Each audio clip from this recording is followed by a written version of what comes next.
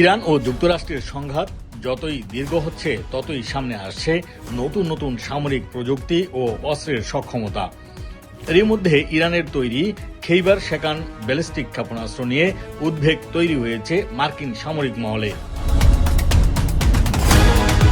মার্কিন কর্মকর্তাদের দাবি, ক্ষেপণাস্ত্রটির বিশেষ কৌশলগত সক্ষমতার কারণে পশ্চিম এশিয়ায় মোতায়েন যুক্তরাষ্ট্রের আকাশ প্রতিরক্ষা ব্যবস্থার জন্য এটি একটি বড় চ্যালেঞ্জ হয়ে উঠছে। মার্কিন ঘাঁটিগুলোতে হামলার কৌশলে পরিবর্তন এনেছে ইরান। এক্ষেত্রে খেইবার শেকান সহ বিভিন্ন ব্যালিস্টিক ক্ষেপণাস্ত্র ব্যবহার করছে তেহরান।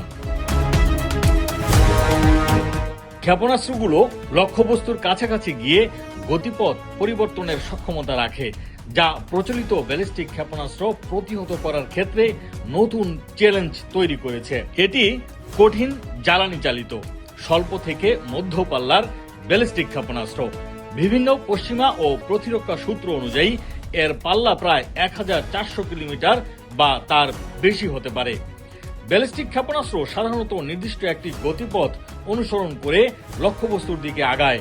ফলে প্যাট্রিয়ট বা থার্ডের মতো আধুনিক আকাশ প্রতিরক্ষা ব্যবস্থা রাডারের মাধ্যমে গতিপথ শনাক্ত করে সেটিকে মাঝপথে ধ্বংস করার চেষ্টা করতে পারে। মার্কিন সামরিক সূত্রগুলোর দাবি, ইরান কখনো কখনো ড্রোনের পাশাপাশি ক্ষেপণাস্ত্র ব্যবহার করে হামলা চালায়। এতে আকাশ প্রতিরক্ষা ব্যবস্থার উপর একসঙ্গে একাধিক লক্ষ্যবস্তু শনাক্ত ও প্রতিহত করার চাপ তৈরি হয়।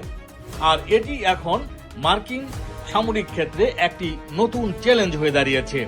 কিভাবে ইরানের এ ধরনের ক্ষেপণাস্ত্রের মোকাবেলা করবে সেটি নিয়ে চিন্তিত সামরিক বিশ্লেষকরা।